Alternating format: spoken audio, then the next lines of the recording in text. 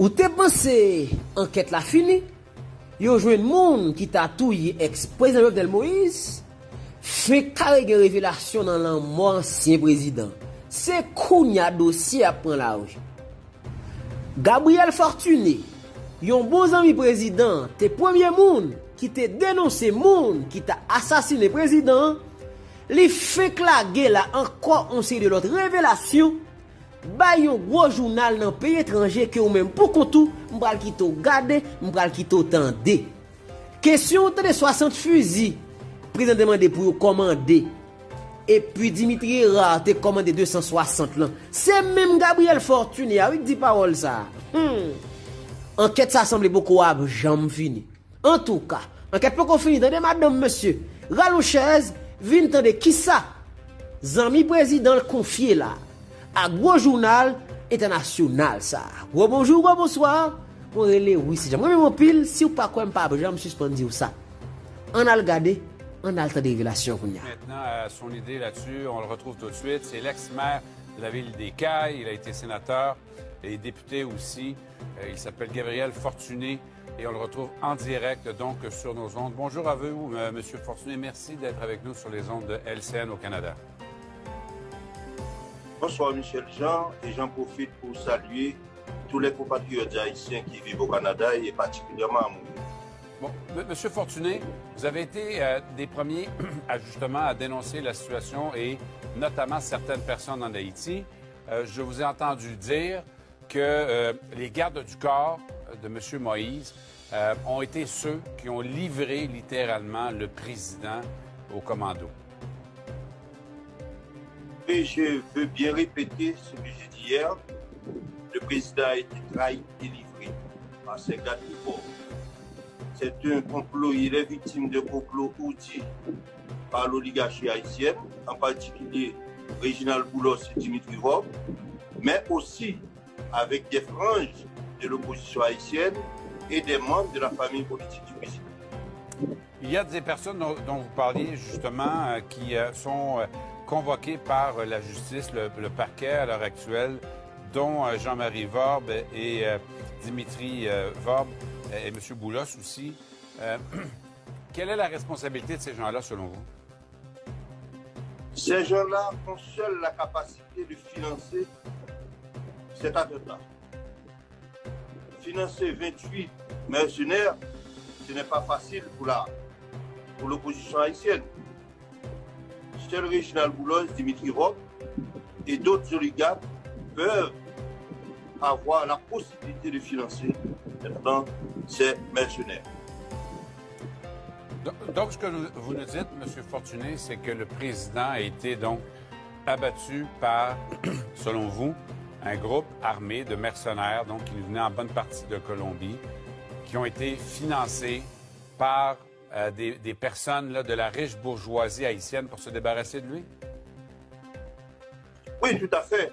Mais avant, ils ont torturé le président.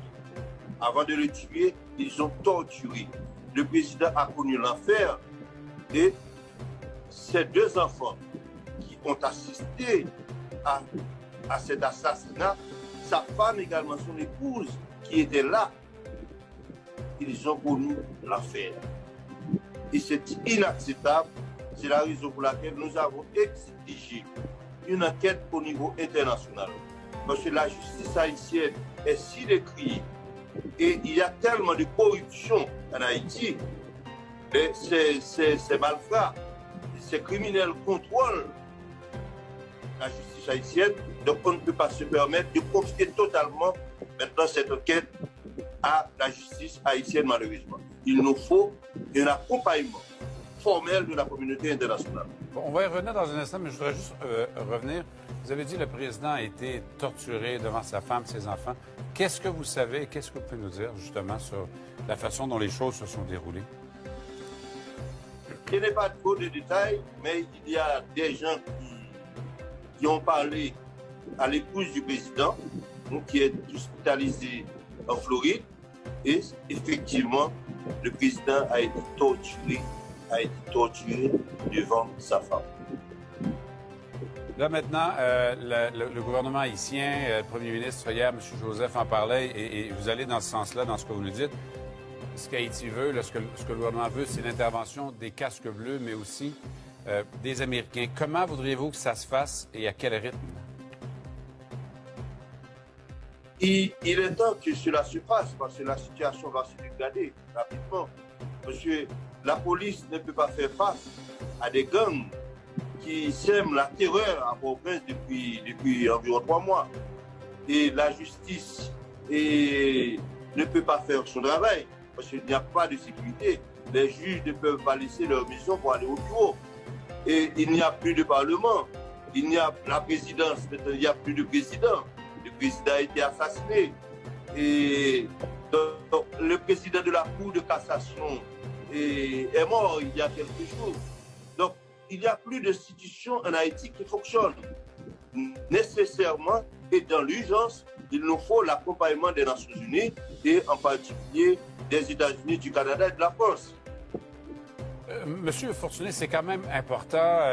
Les personnes qui sont convoquées par le parquet et auxquelles vous faites allusion, là, Réginald Boulos, Stephen Benoît, Yuri Latortue, Dimitri et Jean-Marie Vorbe, donc convoqués par le parquet et qui, selon vos informations, sont impliqués.